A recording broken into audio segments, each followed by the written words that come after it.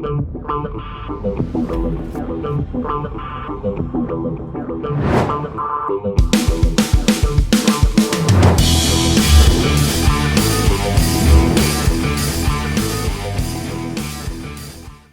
what's happening, my fearless networking friend, Todd Falcone. Welcome back to another episode. Today I want to talk to you about lead generation, just give you some ideas to ponder and hopefully act upon. So first of all, before I get into it, I think it's really important for you to understand that you cannot be in this static situation. In other words, where you're just not doing anything to generate new leads, meet new people, make new connections. It's one of the most important activities to be involved in as a network marketing professional, is this whole concept, this idea of doing things where you're drumming up new business, right? And I think that's, I shouldn't have to say it, but I'm saying it. So I'm not going to go through this complete list of everything under the sun that you can do in this particular episode, but I do want to talk about a few items. Obviously, number one, social media platforms.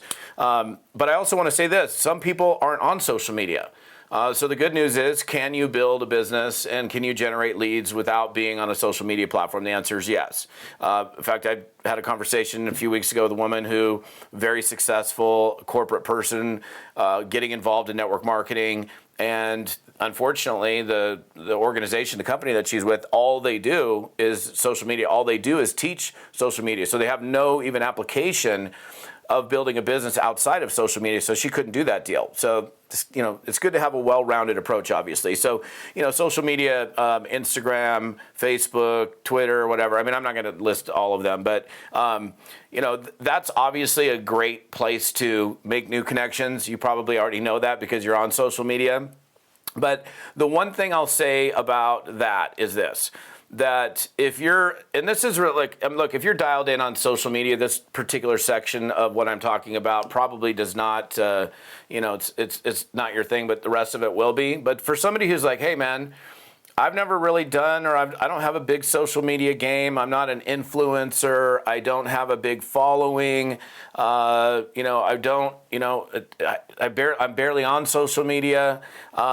This particular section's for you guys. So if you're in that position where you have 300 friends on Facebook, well, you start talking to people about your business, you're going to blow through those 300 friends probably pretty quickly, or they're all going to know about what you do. So what I would encourage you to do is to learn from observation. You can learn by watching other people on whatever social media platform it is that you're on. So, for example, if you're on Facebook and you feel like, hey, I don't have a really good Facebook game, I do a post and I get, no likes, no comments, no shares, no people requesting information based on something I put out there, it's like crickets are chirping, then it would probably be a good idea for you to observe other people and see what they're doing. And you know what? I'll go through my newsfeed and I'll look at posts and see who's getting lots of comments, lots of likes, lots of shares. Like I saw one this morning, as a matter of fact, where a guy was, coming back into network marketing, and I noticed that he had posted maybe 3 hours prior to me looking at the post, and there was like maybe one like. So I would look at that and go, wow, that's already been, in front of his audience for like 3 hours, and there's virtually no activity. So you can learn what to do, and you can learn what not to do, not only from and through the observation of other people, which is very valuable, but also through your own stuff. Like I'll do posts sometimes, and sometimes it gets an incredible amount of interaction, and sometimes I'll do a post and it gets virtually no interaction, no engagement. And what do I do with those? Well, first of all, I learned from that. I'm like, okay, well, what was it about that particular post that I put out there that caused very little interaction? I'll even put it in my journal. Okay, let's not do that again. It kind of goes back to a theory that I've talked about many times, like success, or one definition of success is repeating the things that work and deleting the things that don't work. So if you do something and it works really good, you're like, okay, maybe I'll do that again. If you do something and it doesn't work very good, well, maybe I'm not going to do that again. Same thing with like observing other people's stuff. So there's no question that social media is a great place. And if you're one of those people that's like, hey, I don't have much of a social media game, it's not too late for you. I have a friend of mine I was talking to last week. I was in Las Vegas and has had to recreate pages multiple times. I got booted off of Facebook, or I don't know, things happen. and had to recreate an entire audience from scratch. So it can be done. It's not too late. But I want you to know that if you're going to utilize social media as a tool to generate leads, it can't be something that you do every once in a while. So in other words, you have to be either all in or not in at all. So that's an important thing just to think about and consider. Referral marketing. So referral marketing, well, what is referral marketing? Referral marketing is getting referrals from happy, satisfied customers. So, many of you guys, for example, first of all, you have to have a customer in order to get a referral from an existing customer, but that doesn't mean that you can't get referrals from people that are not your customers, right? So one of the things that and it was actually so funny, I don't think it would show up on video, but literally this morning I was getting out of bed and I got a text message from my buddy, his name is Buddy, and it was a short video that he sent me because he had attended one of my events a few years ago. And one of the things that I was teaching people to do, because it's typically not habit for people, is actually asking for referrals. So that whole question, who do you know? Like, hey, who do you know that might want to lose weight? Who do you know that might be interested in making more money? Who do you know that might want to have the same product experience that you've had? Who do you know that, I'm expanding my business, I'm looking for customers. Who do you know that might be in the market for X, right? So if we don't ask, we never get. It's pretty straightforward and simple. So and I had this discovery moons ago, many moons ago, when I was sitting down with a guy who was a car salesman, and I was, we were both professional, successful people at that time, and I had purchased a couple cars, 2 or 3 cars from the guy over a period of time, and he's like, you know what? He goes, I consider myself a professional sales guy. I've never asked you for a referral. And I thought, oh my gosh, well, I've never asked you for a referral. We kind of had a chuckle about it. But we both came to the realization that, here we are considering ourselves professionals and we're both successful, but we were underutilizing, the value of referral marketing. You taking somebody who likes you, trusts you, or you've done business with, who's had some type of decent or good or amazing experience with you, and then you ask for that referral. So the text I got this morning was this picture of a BlackBerry phone. Remember those? And on the back of it, he had actually typed out the question, who do you know, ? And then taped it to the back of his phone to remind him every time he's on the phone with somebody, hey, I got to remember, I got to turn this into habit. I actually, on a landline phone on the actual handset, used to have the question, who do you know? And it was taped to the phone until I got into the habit of actually asking referrals, because referrals are, especially from happy, satisfied customers, those are great opportunities for you to just continue to expand your business. So it's if you're not in the habit of regularly asking for referrals, my question to you is, what are you going to do today to turn that into habit when it currently isn't a habit for you? And for me, it was some kind of reminder in front of my face in multiple places until it became habit. So, this is a guy that went to one of my events, took what I told him. I'm like, if it's not a habit, put it on like number 10 font, type it out, who do you know, tape it to your phone, and you're going to see that every single day. It's going to be a reminder for you to ask for referrals. So that's a very valuable place. Events, like networking events, like this is I think should be a mainstay, especially for people that want to build in their local market. I know because of the internet, we have, the world is essentially our oyster, especially if you, your company does business all over the world. You can, I can do business in South Africa, Southeast Asia. I can do business in wherever. And it's ultimately the same as if they're in my backyard. So that's cool. That's great. That's awesome. If you have a company that's doing business all over the world, and I would certainly take advantage of the opportunity of growing a global business. But when you have the town that you live in, and you have an opportunity to make connections in that town through Chamber of Commerce events or BNIs, Business Networkers International, or I would even go onto Google and just Google search like networking groups in your town, or business networking my town, or social functions in my town. And there's so many different things that you can get involved in. The idea here is very simple. It's just to put you in position, right? To put you in the position of making new connections, meeting new people, and through that experience, your list is going to grow. You're going to have, again, like imagine this: if you were sitting at home and there was no internet, and you had 20 phone numbers in your phone, and there was no yellow pages, no white pages, and there was no opportunities to make new connections, you'd pretty much be out of business after those 20 people, especially after you ask all 20 of those people either to join your business, try your products, or get a referral from them. You're out of business. So, what you got to be doing is doing anything and everything in your power through a myriad of different methods, like not just one, but multiple ways that you're generating leads. One thing that I talk about, for example, which is super cool, like meetup.com or eventbrite.com. Like meetup.com is a place that, you can, there's meetups in virtually every town in America and probably around the world. You go to meetup.com, which is cool, and you can find meetups for book lovers and mountain bikers and musicians and lovers of art and single women in their 40s who drink wine together and every other imaginable category.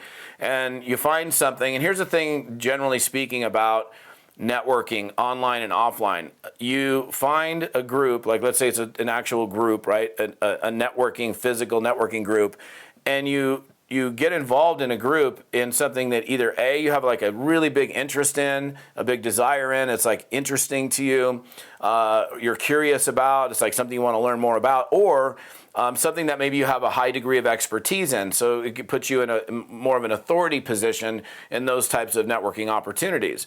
I wouldn't suggest, like I've used this example a bunch of times when I run my A-team groups, where I got this dude who I was coaching, and we were talking about local networking, and I said, hey, go to one of the challenge this week between now and the next time we meet is to go to a local networking group with Meetup. So next week we meet. I go, did you go to a meetup? He said, I did. I said, cool. What was it? He goes, I went to a chess meetup. And I was like, I didn't even know you played chess. He goes, I don't. I'm like, well, do you want to learn? He goes, no.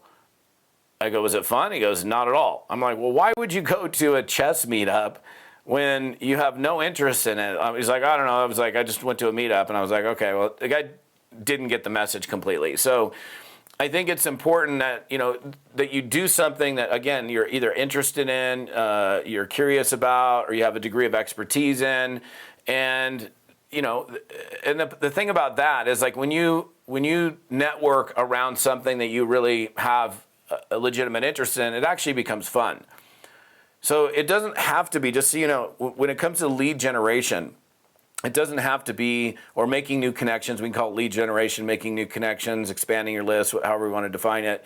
It doesn't have to be you searching for or getting involved in an entrepreneur group or a business group or a network marketing group. In fact, like network marketing groups, if it's a bunch of networkers, they're all just networking amongst one another and trying to recruit one another, so it's typically not very effective. So better to like network, like I'll give you an example. Okay, so I love steelhead fishing, and there's like, and I'll get into this in a second, but there's, I'm involved in some Pacific Northwest fishing groups, okay? Now these are online, but and there's local groups, right? I can get involved in a local group.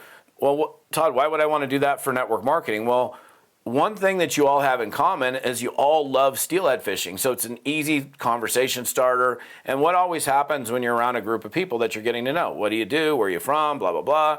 And so opportunities in a very no competition environment are going to present themselves, because it's not like a bunch of network marketers are going to a steelhead fishing group or whatever that thing it is that you're interested in or curious about. So it's actually a very effective strategy for making new connections and growing your business, having fun, and then not having to worry about like this intense amount of competition. So that's another thing. Okay, now let's go into online. So online groups and forums, right? So we're all of you, I'm sure, at least for the most part, are in some type of Facebook group, okay? So there are different types of communities out there, whether on Facebook or other places, and you go Google that too, like, online fishing forums or online, knitting forums, I don't know, whatever. And, obviously Facebook is pretty dominant in the group arena, and the same philosophy goes with that. You go into a group that is something that you're super curious about, you're super interested in, or you're really good at, and you go into these groups, and it gives you the opportunity to make new connections. I'll give you a really quick example on that. So I have a good friend of mine that I was coaching. He's been in network marketing for, over 30 years, and he has always done it traditional. He's always done it on the phone or belly to belly, just kind of, old school way, if you will. And he was asking me, he's like, I really want to up my social media game. And I said, okay, cool. I'm like, well, what, so I check out his Facebook page, not super active. And I'm like, do you do anything on Facebook? He's like, not very much. He goes, I post, but I don't do much. I'm like, okay, well, let's talk about a strategy. And I said, what are you into? Like, what are you passionate about? And he said, well, my family. I said, brother, I love a man who's into his family. That's a beautiful thing. But other than your family, like, what are you into? Because this guy used to be a bodybuilder, like eat, the bodybuilder diet, meat and veggies and oatmeal and egg whites. And he goes, well, I'm really kind of exploring like eating vegan. I'm like, cool. So we go on a screen share on Zoom, and I'm like, oh, let's go around. So we find this group. I think I'm pretty confident the name of the group was Vegan Beginners 101. Okay, cool. So we're looking at Vegan Beginners 101, and it was a closed group, lots of activity. I went in there, I added myself, I answered the few questions that are required to get into this closed group, which is smart for most people that are running closed groups. There was like 60,000 people in there at the time. And I got accepted within a few minutes, and I went there and posted. Now, the thing is, whether it's online or offline marketing, or in terms of like networking, you're not going in there, let me see what I can take from this. That's a very poor philosophy. Now, I understand that we go into these groups and these networking groups, online or offline, with the long-term intention of, hey, meeting new people, making new connections, generating leads, and growing the business. But you got to go in there with a contribution mindset. Like, what value can I add? What can I give? Because the more you give, the more you're going to receive. It's just the way the world works. So I went in there, and the first post I did was not, hey, thanks for having me here. Anybody in here interested in like joining my MLM? It was like, hey, lifelong meat eater here, checking out this whole vegan thing, like any former meat eaters that converted to vegan, and how was that experience for you? That was like the first post that I did in there.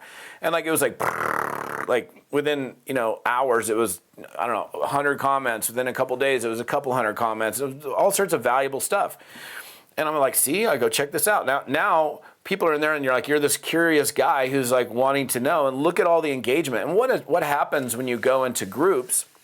When you go into these groups, people are going to go, who is this guy? And they're going to go over to your Facebook page. And if you're representing yourself in a good way on your Facebook page, you're going to be like, hey, you're going to get friend requests. You're going to have people reaching out to you. You're going to make new connections just by being in a group that, again, has nothing to do with network marketing, but has everything to do with this particular subject that, in this case, we all have in common, vegan eating, right? So that's another thing. So that's very, very powerful. And again, I would suggest doing groups that you have a legitimate, real interest in, right? Or a degree of expertise in. And then the last one for today is, I just say, content marketing. So content marketing, to some extent, is similar to you being the expert, the authority in one of these groups, but it's different, okay? So content marketing means, and again, this is not for everybody, okay? So if you have, for example, an area of expertise, like you are, let's say you're an amazing, first, for some reason my kid's skateboarding just came into play. You're amazing on a skateboard, and you are just great. And you can do all the tricks and the ollies and the kick flips and the reverse spinning, whatever they're called. I don't know. My kid knows all the names, right? And okay, so there's probably a pretty big audience for people that want to figure out how to do that. So you could create a YouTube channel showing people how to do these tricks, how to learn these tricks. You could do a blog. You could be pushing out, in other words, content where you're creating an audience of people that want to consume that kind of information. Now, again, I want to be clear. This is not for everybody, okay? Content marketing is a very long-term process. It's not like you're pumping out your first video on YouTube and you got 100,000 views and a bunch of people asking to join your network marketing company. And again, you might be going, well, how does this fit into my network marketing company? Well, if you're doing, I got a guy who I know that does political YouTube videos. That's all he does is politics on YouTube. And he's generated a huge following. And at the end of his show, he's like, hey, check out my product, blah, blah, blah. He talks specifically about his product, and he sells a ton of it to a loyal audience of people. It's like he's his own advertisement in his product. He advertises his own product in his own show. So it could be a blog, it could be a podcast, it could be a YouTube channel, it could be anything where you're pushing out content. And honestly, it could be, you could be pushing out content on something like TikTok, for example, or Instagram. You could have, so there's a lot of, and I know that goes right back into social media. But what are we doing in social media? We're pushing out content. But if you're pushing out specified or specific content around like beauty tips, for example. I mean, let's say you're in a cosmetic company and you're pushing out beauty tips. You're doing whatever. You're doing a beauty blog. You have a beauty YouTube channel. You have a beauty. that's going to create an audience for you. Again, it takes time. It's a process. It's a journey, but can be very, very valuable in terms of lead generation. And again, I'll give you my third warning. This is not for everybody. It takes work. It takes time. Don't go back to your sponsor and say, hey, Todd Falcone told me to start a blog and a YouTube channel, and now you're spending all day blogging and YouTubing. You want to be doing today what you can do today to put somebody in your business while having other things that work for you both in the short term and in the long term. So, those are just a few ideas, some concepts for you to think about and perhaps act upon. And again, you have to be doing something from a lead generation standpoint. You do not want to be static, okay? You've got to be doing something each and every day where you're making and you're creating new connections so that your list is always fluid, growing, new connections, new people, meeting being in new places, and it's just going to be good for your business. So anyhow, that's all I've got for today. If you're on my YouTube channel, I appreciate you guys. If you're on my podcast, I love you guys as well. And the details on this episode and other things to help you grow your network marketing business are right here at toddfalcone.com/episode 231. That's TODDFALCONE.com/episode 231. Until next time, stay fearless, my friends. We'll see you later.